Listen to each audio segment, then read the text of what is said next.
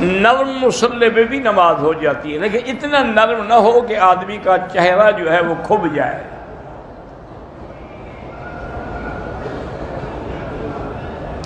بھائی یہ باتیں آپ مجھے بار بار لکھتے ہیں اور مجھے بڑا افسوس بھی ہوتا ہے، میں نہیں جانتا احمد عیسیٰ کون ہے۔ جب اللہ تعالیٰ نے ہمارے لیے گوشت کو حلال کیا ہے پھر اس کا کیا حق ہے کہ گوشت کو حرام کہے؟ حضور پاک کو تو گوشت ہی پسند تھا۔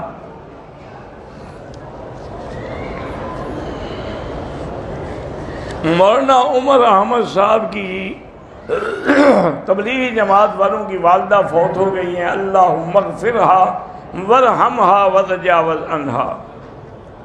شیعہ اور سنی کو آپس میں رشتہ داری نہیں کرنی چاہیے، بعد میں زندگی کے بڑے اختلاف ہو جاتے ہیں۔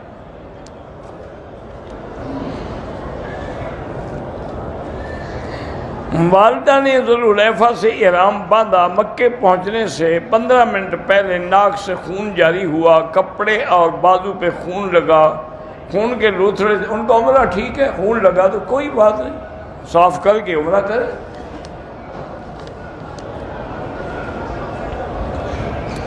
دو بھائیوں نے عمرہ ادا کیا اور بعد میں ایک دوسرے کے سر پہ حلق کیا، بالکل جائز ہے۔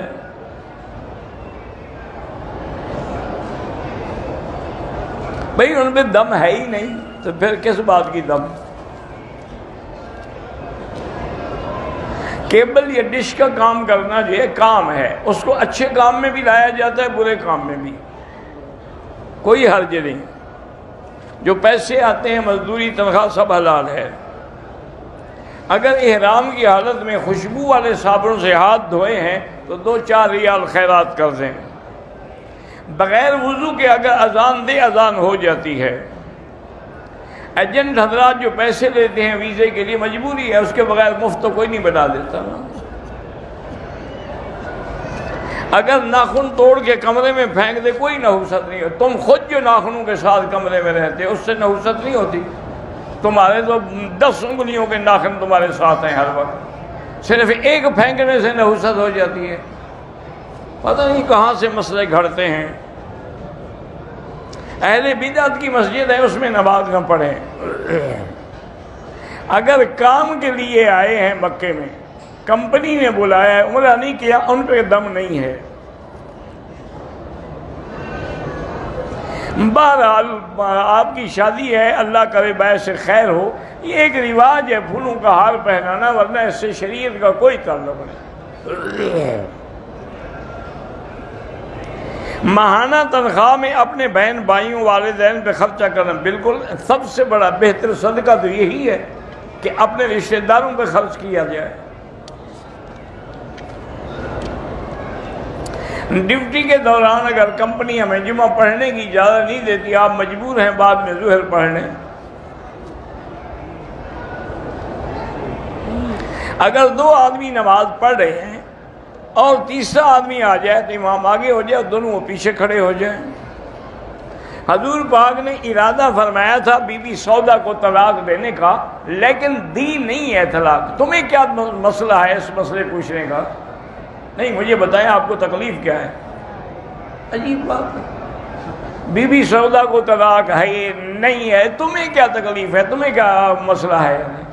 آپ نے ارادہ فرمایا تھا، بی بی سودا بھاری بدن ہو گئی تھی، بڑھاپا ہو گیا تھا، اور انہوں نے آ کے پھر حضور سے درخواست کی۔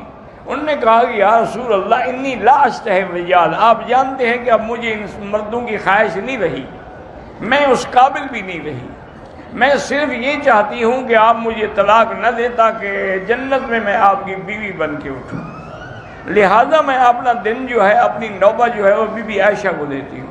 تو حضور نے پھر طلاق نہیں دی۔ اگر عدالت میں خلو کے لیے درخواست دے تو لازمی ہے کہ خاوند کو بلا کے اس کے دستخط لیے جائیں۔